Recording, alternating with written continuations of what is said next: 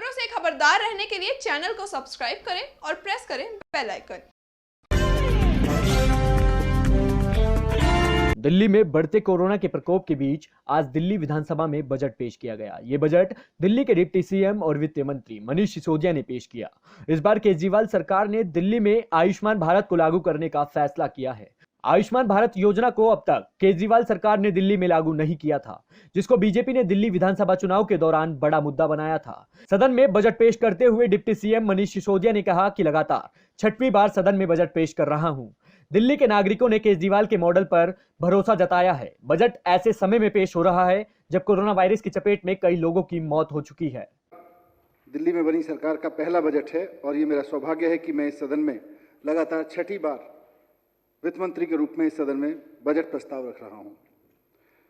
इस सदन के सभी सदस्यों के लिए ये बड़े गौरव और प्रसन्नता की बात है कि उन्होंने दिल्ली के नागरिकों का विश्वास और भरोसा जीता है।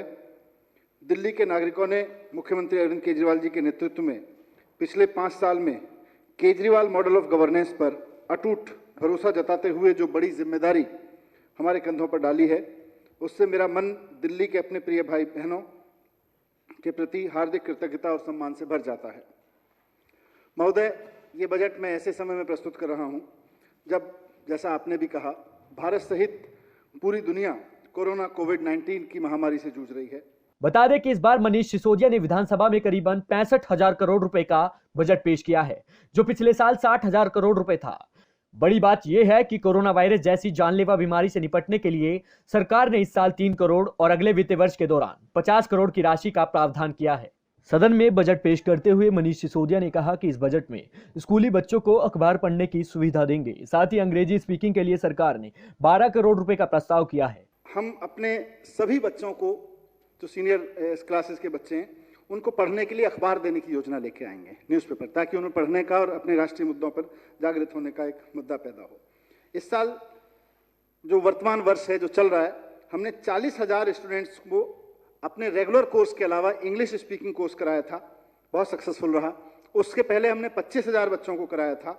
ये कार्यक्रम अब आगे भी चालू रहेगा और हम अपने बच्चों को इंग्लिश स्पीकिंग कोर्स के अलग से क्लासेस लगाएंगे। उसके लिए 12 करोड़ रुपए का प्रस्ताव है। इसी तरह से जो बच्चे स्कूल पास कर चुके हैं और जो किसी कॉलेज में हैं या किसी तरह का स्किल कर रहे हैं या कोई नौकरी कर रहे हैं और उनको लगता है कि मेरी पर्सनैलिटी डेवलपमेंट में, मेरी इंग्लिश में कोई कमी रह गई, तो उनके स्कूल की तरफ से पास कर चुके बच्चों को, जो स्कूल छोड़ के चले गए हैं, उन बच्चों के लिए भी अलग से स्पोकन इंग्लिश और पर्सनैलिटी डेवलपमेंट के प्रोग्राम हम अपने स्कूलों में शुरू करेंगे आफ्टर स्कूल आवर्स में। इंफ्रास्ट्रक्चर में 8,500 कमरे पहले ही तैयार हो चुके हैं। 12,000 कमरों का काम लगभग अंतिम चरण में है। इस तरह से 20,000 कमरे हमारे इंफ्रास्ट्रक्चर में जुड़ जाएंगे।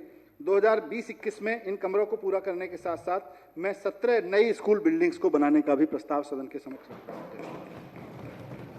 इसके साथ साथ, जैसा मैंने कहा कि हमें मॉडर्न वर्ल्ड के लिए स्टूडेंट्स तैयार करने हैं, सिटीजन तैयार करने हैं, तो हम हर एक क्लासरूम को डिजिटल क्लासरूम में कन्वर्ट करने का भी प्रस्ताव लेके आ रहे हैं।